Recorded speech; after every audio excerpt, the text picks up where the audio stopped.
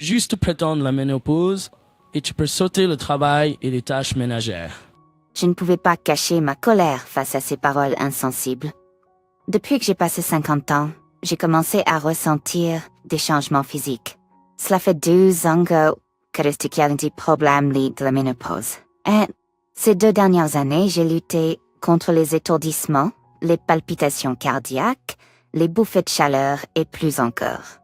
Je suis sous traitement, mais cela ne fait que gérer les symptômes. Ce n'est pas une guérison. Vivant ensemble, mon mari n'a jamais essayé de comprendre ma sorte. Des étourdissements, de la fatigue, des douleurs dorsales. C'est juste le fait de vieillir, tout le monde y passe. Puis, il le qualifie de quelque chose de grand comme la ménopause et prenne un congé pour rester au lit toute la journée. Ça doit être agréable. C'est ce que mon mari m'a lancé alors que j'étais allongée, incapable de me lever à cause des étourdissements.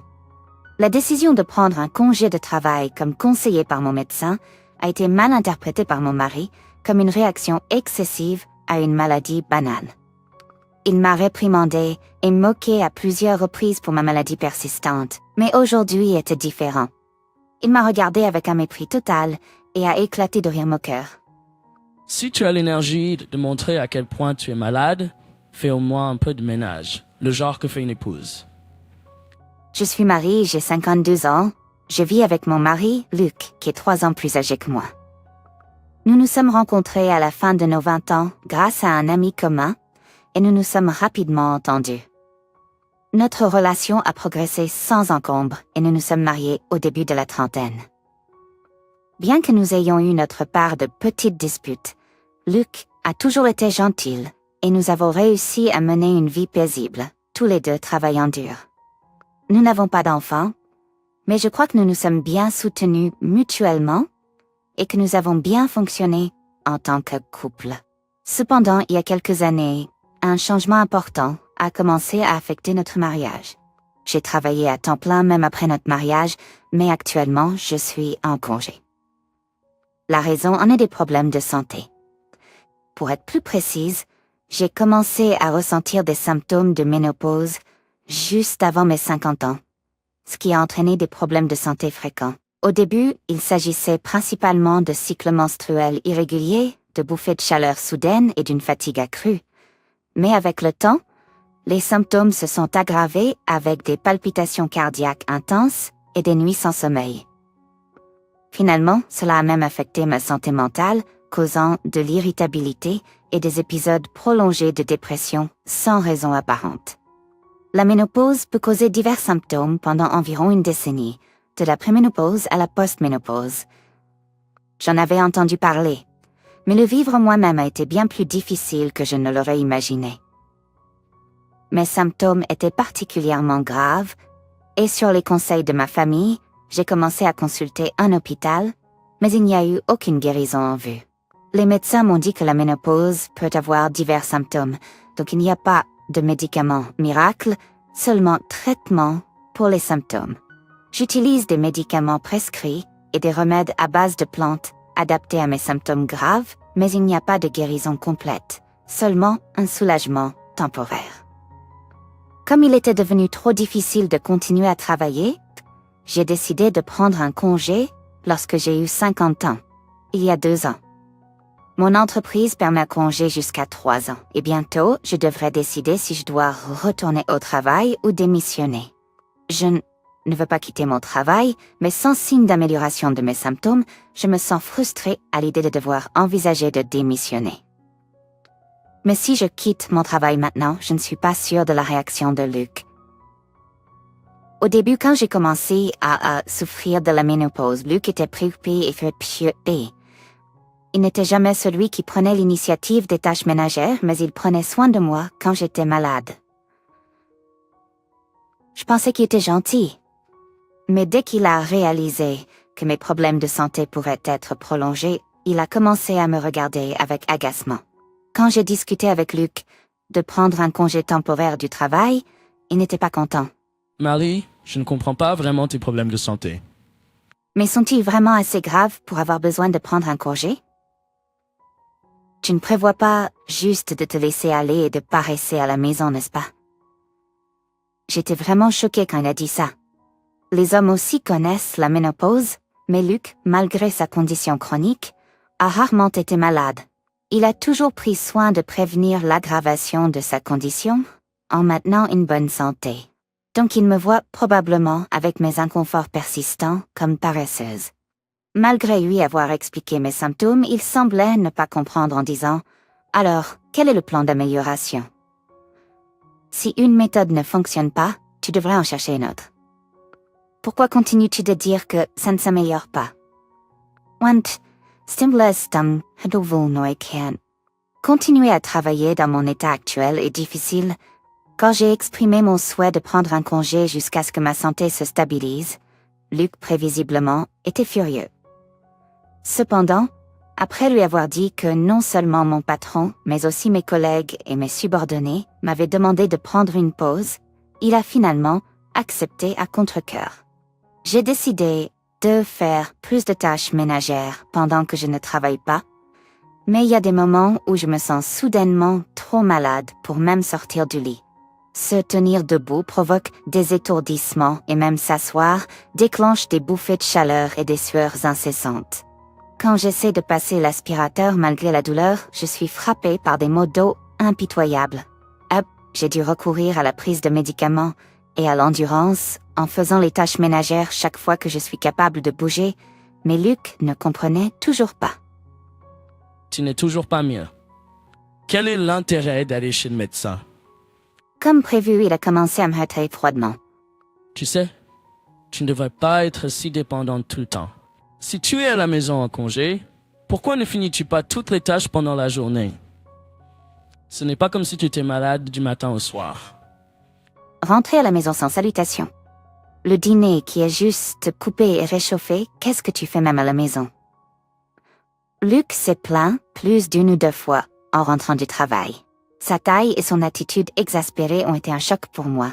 Les week-ends, quand il est à la maison et que je suis allongée parce que je me sens malade, il m'a crié dessus. « Combien de temps vas-tu rester allongée là? Au moins fais la lessive. » Le sarcasme et les plaintes de Luc ont augmenté de jour en jour sans aucun mot de réconfort ou de préoccupation. Alors que son attitude dure me blesse, je me sens aussi de plus en plus anxieuse, me demandant quand mes symptômes vont disparaître, s'ils le feront un jour. Heureusement, ma belle-mère et ma belle-sœur qui vivent dans la même ville comprennent ma condition et m'offrent souvent leurs conseils. Ma belle-mère a plus de 80 ans, mais elle est forte et pleine de vie, parlant toujours avec énergie. Mon beau-père est décédé et elle vit avec ma belle-sœur Amy et son mari. C'est ma belle-mère et ma belle-sœur qui m'ont d'abord suggéré d'aller à l'hôpital et m'ont conseillé de prendre un congé si mon état s'aggravait. Je leur suis vraiment reconnaissante d'avoir été si compréhensive et solidaire face à mes symptômes de ménopause. Un jour, Luc a dit « Nous organisons une soirée dînatoire chez nous le week-end prochain pour l'anniversaire de maman. » Dans la famille de Luc, c'est une tradition depuis qu'il est jeune d'organiser de grandes soirées dînatoires pour les anniversaires en famille. Depuis que je suis mariée à lui, j'ai assisté à ces célébrations chaque année. Certaines années, nous allions dîner à l'extérieur et d'autres années, nous organisions une fête chez ses parents. Cette année, il a été décidé de célébrer l'anniversaire de sa mère chez nous. Naturellement, on attendait de moi que je m'occupe de la cuisine. Le jour même, sa mère et sa sœur viendraient le soir, et le mari de sa sœur ne pouvait pas se joindre à nous en raison de ses obligations professionnelles. Assure-toi d'être en bonne santé le jour J, a dit Luc en me lançant un regard sévère. Je ne tolérerai pas que ce soit comme l'année dernière. Je comprends. J'ai répondu, n'ayant pas d'autre choix que d'acquiescer face aux exigences de Luc. La raison en était que l'année dernière, lors de l'anniversaire de sa mère, j'étais malade et j'ai dû manquer la fête chez ses parents. Luc semblait croire qu'il était embarrassé par mon absence. Je me souviens vivement d'avoir été durement réprimandée par lui à son retour à la maison, un souvenir qui me fait encore pleurer. Alors cette fois, je veux éviter une telle situation et je suis déterminée à suivre les instructions de Luc. Pour garder ma santé en échec pour le jour de la soirée dînatoire. Pourtant, si mes symptômes pouvaient être contrôlés simplement en le souhaitant, je ne souffrirais pas comme ça depuis des années. Espérant même une légère amélioration, j'ai commencé à me préparer petit à petit. Ma belle-mère aura 85 ans pour son prochain anniversaire.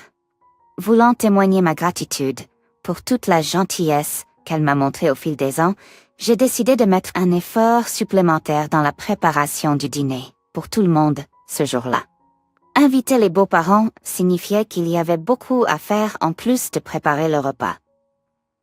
Sachant que Luc a un côté un peu vaniteux, il ne serait pas satisfait à moins que la maison ne soit nettoyée de fond en comble. Alors, tout en surveillant mon état, j'ai passé plusieurs jours à nettoyer méticuleusement la maison. Luc se prélassait dans le salon sans offrir d'aide pour les tâches ménagères, une situation à laquelle je me suis habituée.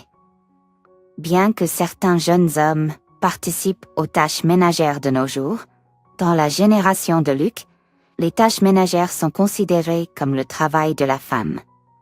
Surtout qu'il pense que je me la coule douce à la maison toute la journée, je ne m'attendais pas à ce qu'il m'aide. Là, j'ai fini mes courses pour le menu de la soirée dînatoire la veille et je suis allée me coucher tôt. J'ai prié pour des symptômes légers en fermant les yeux. Cependant, le jour de la soirée dînatoire, j'ai malheureusement été tourmentée par de graves maux de tête et des étourdissements dès le matin. Alors que j'essayais de me lever, ma vision s'est brouillée et j'ai dû fermer les yeux. Puis j'ai entendu le son de palpitations cardiaques intenses et j'ai été frappée par un mal de tête comme si j'avais été frappée à la tête. Cela a été l'un des pires épisodes récemment. Pourtant, je me suis forcée à me lever pour entendre un soupir fort de Luc au-dessus de moi. Réalisant que je n'étais pas en mesure de préparer le petit déjeuner, il a pris son portefeuille et son téléphone et s'est dirigé vers la porte. Puis sans détour, il a dit « Je vais manger.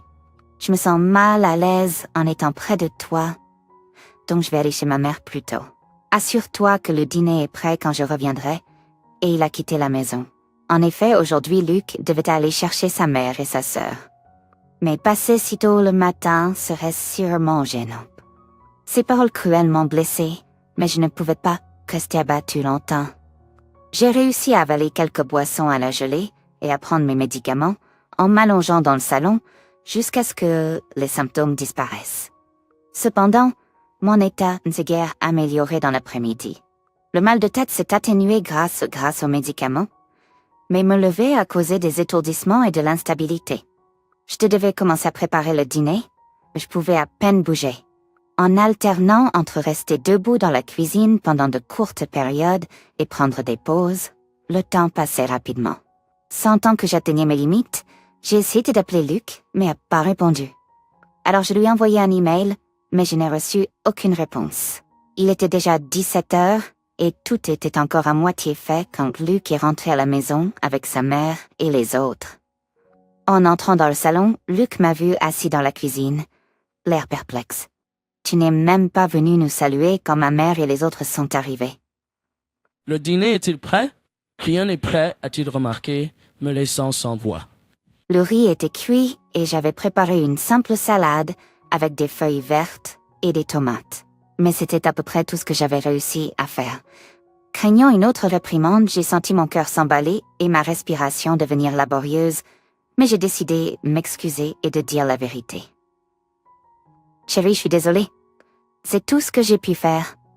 Je suis désolée, mais pouvons-nous commander quelque chose de délicieux pour le plat principal? » À cela, le visage de Luc est devenu rouge et son comportement a complètement changé. Ne fais pas tout un plat d'être malade à un moment comme celui-ci. Ce dîner est important et ma mère avait vraiment hâte, et pourtant tu m'embarrasses encore, comme l'année dernière. Luc était furieux, me réprimandant sévèrement. C'est pas comme ça.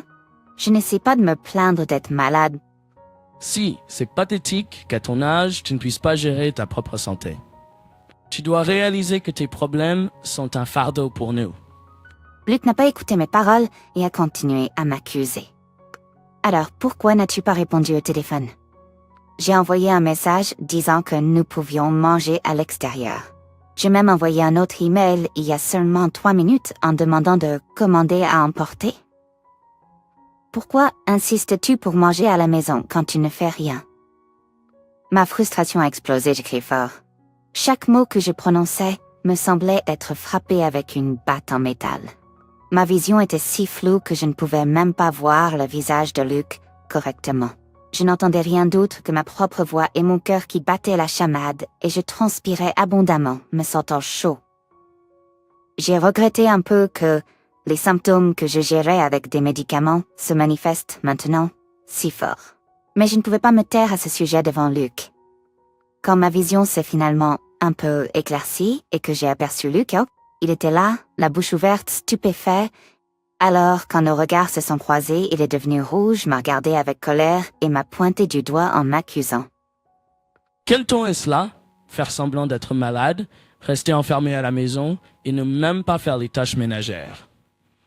Et en plus, t'es le pire genre de femme. En plus de ça, tu t'emportes quand on te fait remarquer. T'es le pire genre de femme. Une épouse si inapte. J'en ai marre de te soutenir. Si tu peux pas faire le ménage, alors on divorce. Il a crié assez fort pour que les voisins entendent. Peu importe à quel point je lui ai fait appel, Kyle n'a montré aucun signe de compréhension. Après tant d'années ensemble, la facilité avec laquelle il a suggéré le divorce m'a rendue misérable et j'étais au bord des larmes. Le divorce semblait être la seule option. Alors que j'allais exprimer mon accord, j'ai entendu des pas légers. Mais Kyle, dans sa rage, n'a probablement pas remarqué. Qu'est-ce que ça peut bien faire la ménopause de toute façon? La fatigue. Les épaules raides, c'est normal à notre âge. Les étourdissements et les maux de tête ne peuvent pas être si graves même avec des médicaments. Tu veux juste rester au lit toute la journée, n'est-ce pas? Alors que Kyle crachait ses mots sur moi, quelqu'un l'a tapé sur l'épaule par derrière. C'était la sœur de Cain, plus furieuse que je ne l'avais jamais vue. Elle a balancé sa main droite dès que Kyle s'est retourné et, incroyablement, l'a frappé violemment au visage.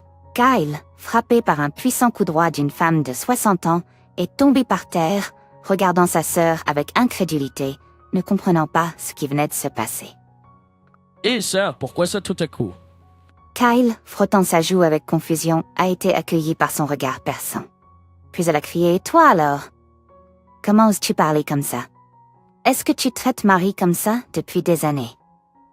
Juger sa maladie sans être médecin et verbalement objecter sa femme, tu devrais avoir honte. Kyle a tendance à faire bonne figure devant sa famille, ne me traitant jamais aussi mal. Même quand j'étais en train de souffrir d'étourdissement et qu'il me regardait avec mépris. Dès que sa sœur venait nous rendre visite, Kyle montrait de l'inquiétude pour ma santé et faisait même le café lui-même.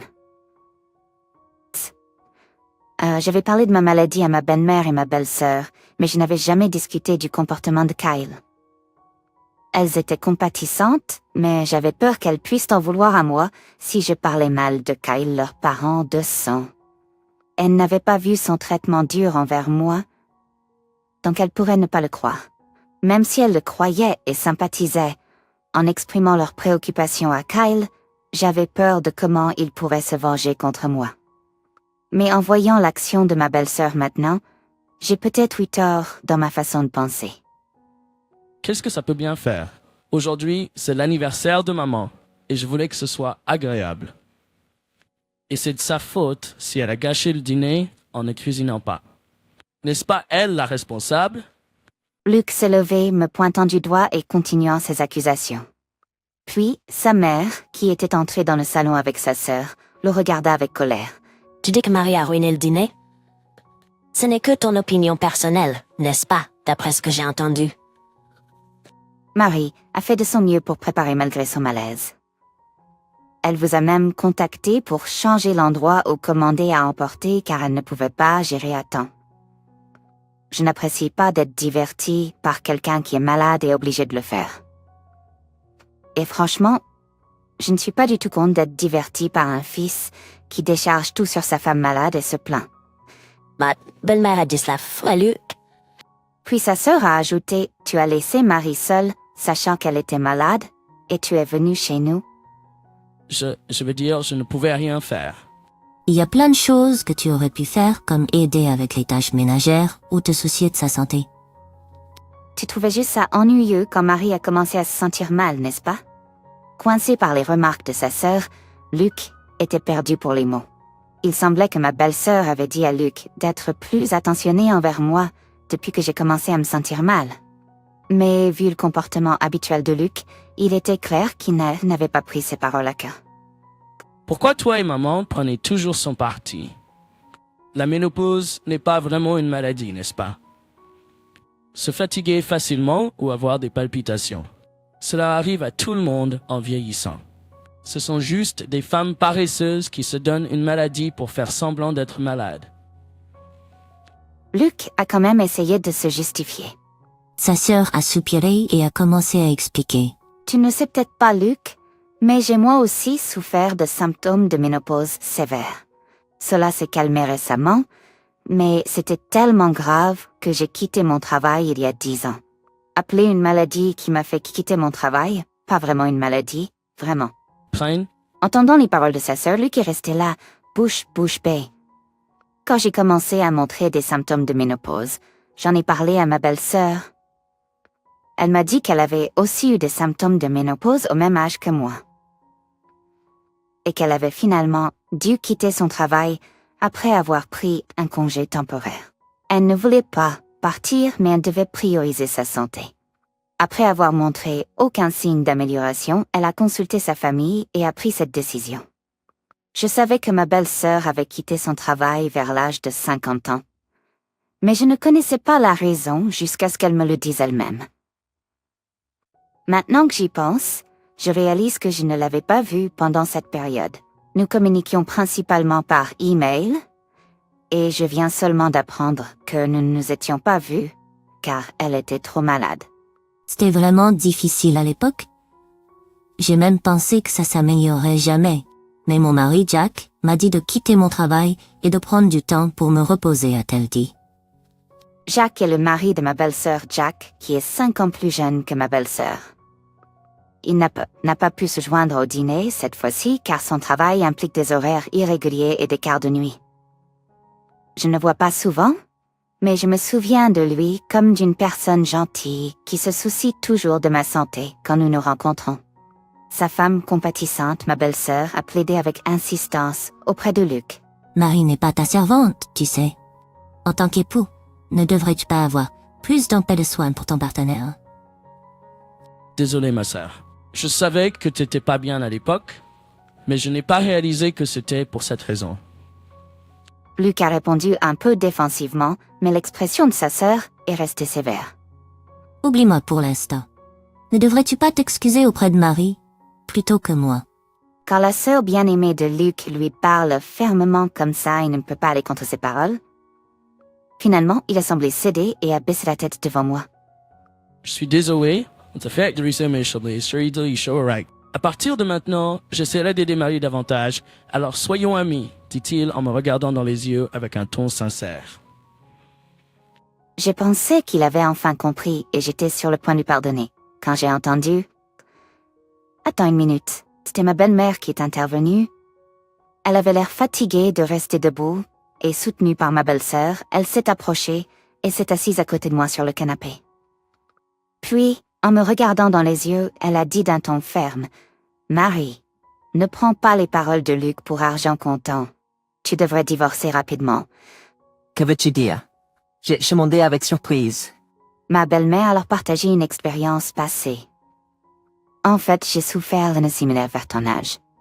À l'époque, il n'y avait pas de nom pour les symptômes de la ménopause. D'après ce que tu m'as dit, je pense que j'ai probablement eu la ménopause aussi. Je l'ai mentionné avant, n'est-ce pas? Il semblait que lorsque ma belle-mère avait environ mon âge, les symptômes de la ménopause n'étaient pas largement reconnus comme une condition médicale. Il n'y avait pas de traitement disponible et surtout, il était difficile d'obtenir de la compréhension de la part de ceux qui l'entouraient. Ma belle-mère a souri ironiquement et a ensuite pointé Luc du doigt. À l'époque, Luc était terrible avec moi quand je souffrais. C'était vers le temps avant qu'il ne t'épouse, je pense. Il vivait encore à la maison, et il disait des choses sans cœur, comme « dépêche-toi avec le repas »,« combien de temps comptes-tu dormir ?»« arrête de faire semblant d'être malade », et ainsi de suite. Ma belle-mère a raconté, son visage douloureux comme s'il revivait ces moments. Est-ce vrai? J'ai demandé à Luc, voulant croire en lui, mais il a tourné son visage maladroitement. Son silence et son manque de dénégation signifiaient que tout ce que sa mère avait dit était vrai. Ma belle-mère a baissé les yeux tristement. Mon défunt mari, ton beau-père, était tellement en colère contre le comportement de Luc à l'époque qu'il l'a frappé. Et quand ton beau-père la grondait sévèrement, Luc a dit la même chose qu'il dit maintenant. J'ai réalisé certaines choses. En effet, après ça, Luc a arrêté de parler. C'est parce qu'il a bientôt épousé Marie et a quitté la maison. Mais Marie, tu as reçu un traitement terrible de sa part, n'est-ce pas? Cela signifie que Luc n'a pas du tout changé au fil des ans. Même après des décennies, il n'a aucune compréhension de la maladie de quelqu'un d'autre. Elle a déclaré cela de manière factuelle, affirmant que les paroles de Luc n'étaient que des excuses pour le moment. Non, attends. S'il te plaît, crois-moi, je ne le referai plus. Luc a essayé d'interrompre, mais sa sœur a attrapé son bras pour l'arrêter. Je l'ai vu tout à l'heure. C'est pourquoi je t'ai frappé plus tôt, tout comme papa l'a fait. Souviens-toi, après que papa t'ait grondé, tu as pleuré et t'es excusé auprès de maman. Tu as dit que tu ne le referais plus, que tu t'étais réveillé, que tu avais tort. Mais maintenant tu fais la même chose à Marie que tu as fait à maman. S'attendre à ce que nous te croyions après l'avoir fait 2 fois, c'est trop. C'est impossible à croire. Sa sœur a raisonné ainsi, tandis que Luc se mordait la lèvre de frustration. Alors qu'il restait silencieux, ma belle-mère a attrapé mes épaules et m'a dit avec un regard déterminé « C'est pourquoi tu dois divorcer de Luc et t'échapper dès que possible. » Sinon tu continues et fais souffrir. Maintenant, c'est ta chance avec moi et ma fille ici. Seul avec lui, il n'admettra jamais ses fautes. Tant que il pourrait même se mettre en colère pour l'avoir embarrassé devant ses parents. C'était déchirant d'entendre une mère dire cela de son fils. La pensée du divorce à cet âge était effrayante. Mais en entendant les paroles de ma belle-mère, j'ai senti qu'il était impossible de continuer avec Luc. Peu importe à quel point j'étais maltraitée, j'ai toujours cru qu'une fois mes symptômes apaisés, nous pourrions revenir à vivre heureux ensemble comme avant. Mais maintenant, je réalise que ce ne serait qu'un bref répit avant que les choses ne s'aggravent à nouveau. Ma colère a également augmenté en apprenant les abus verbaux passés de Luc envers sa mère. Luttant contre mes étourdissements persistants, je me suis levée et j'ai regardé Luc droit dans les yeux pour lui déclarer mon intention de divorcer. Luc a repoussé la main de sa sœur et a crié « Qu'est-ce que c'est que ça? Tout le monde se ligue pour me faire passer pour le méchant. » Tout le monde dans la pièce l'a regardé avec des yeux froids. En réalisant que même sa propre famille le voyait ainsi, le visage de Luc est devenu rouge de rage. « C'est bien, j'ai compris. Si vous le dites tous, alors nous divorcerons. » Il a accepté dans un état de colère rancunière. Le dîner a été annulé et ma belle-mère est rentrée chez elle, tandis que Luc est resté à l'hôtel. Notre divorce s'est finalisé sans aucun litige sur le partage des biens. Peu de temps après notre séparation, je me suis concentrée uniquement sur ma guérison seule. Environ 6 mois plus tard, j'ai reçu un appel de Luc, avec qui je n'avais eu aucun contact depuis la séparation. J'avais déménagé de notre maison, loué un appartement et vivais seule tout en visitant régulièrement l'hôpital. Heureusement, ma santé s'était stabilisée sans le stress, mais l'appel de Luc m'a donné un sentiment d'inquiétude. Quand j'ai répondu au téléphone, mes soupçons ont été confirmés. L'appel était rempli de l'égoïsme absolu de Luc. Luc, qui souffrait d'une maladie chronique, m'a dit que cela s'était aggravé après notre divorce et qu'il vivait seul. Cependant, Luc se vantait toujours d'avoir un contrôle parfait sur sa gestion de la santé. Il s'en servait même pour m'insulter, me traitant de paresseuse pour ne pas guérir et m'accusant de ne pas être sérieuse dans mon traitement. Pourquoi cela en est-il arrivé là? Tu as toujours dit que tu pouvais gérer ta santé parfaitement, non? J'ai rétorqué, bien que je connaissais la raison. La façon dont Luc gérait sa santé était superficielle au mieux. Il se contentait simplement de choisir ce qu'il mangeait parmi les repas équilibrés que je préparais, rien de plus.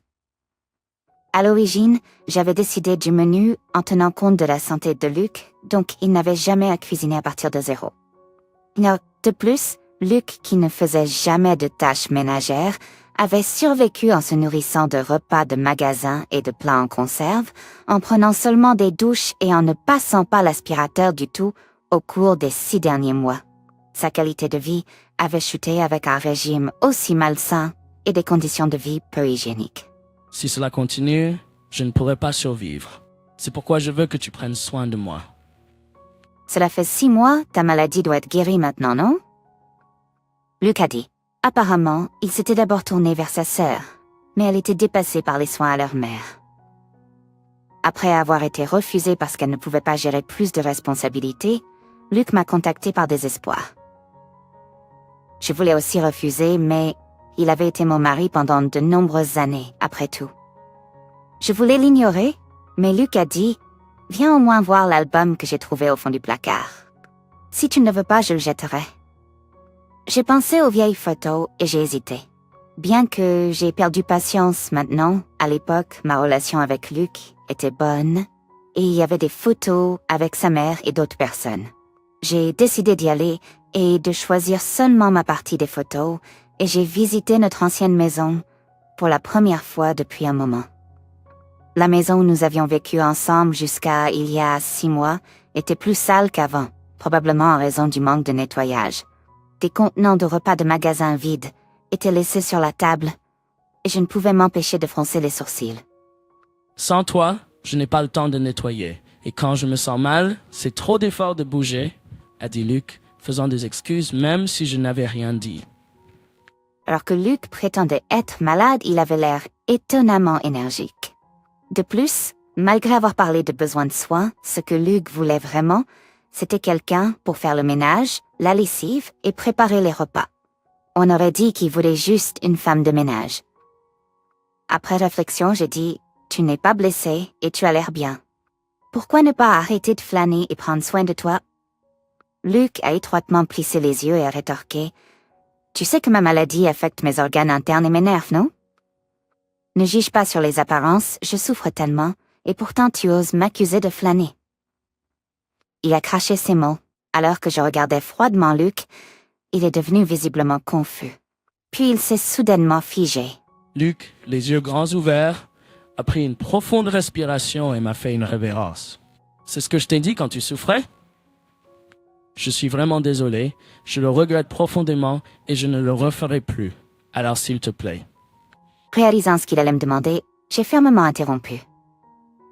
Désolé, mais je peux pas m'occuper de toi. Isnala, mes symptômes de ménopause ne sont pas encore guéris et je ne peux pas faire confiance à ton roman.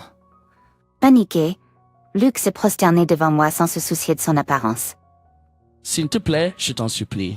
Je ne sais vraiment pas quand mon état pourrait s'aggraver et nécessiter une hospitalisation.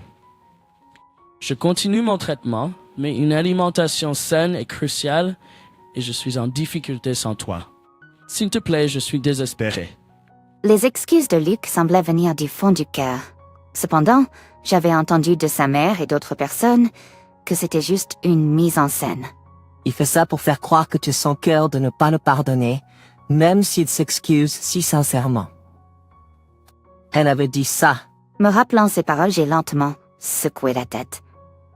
En fin de compte, je suis trop submergée par mes propres problèmes pour pouvoir m'occuper de quelqu'un d'autre.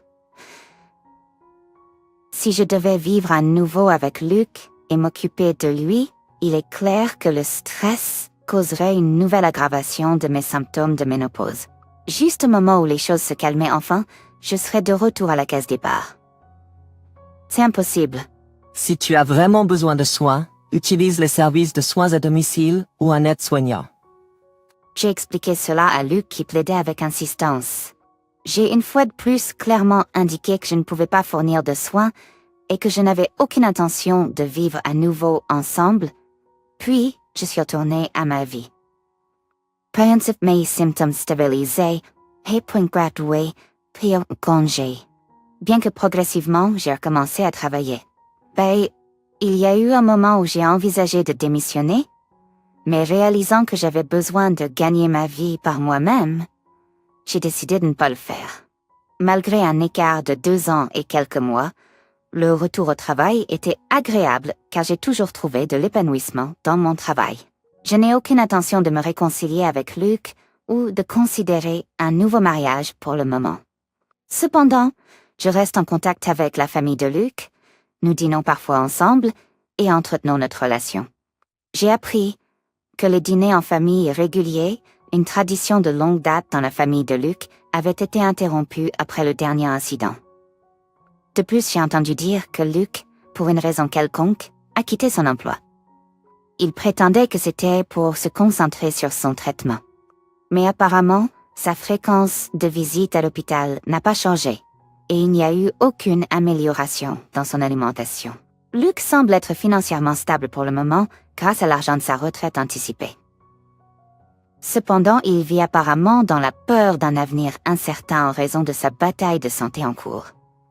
Quant à moi, j'ai l'intention de continuer à valoriser ma santé et de vivre une vie épanouissante pour le reste de mes jours.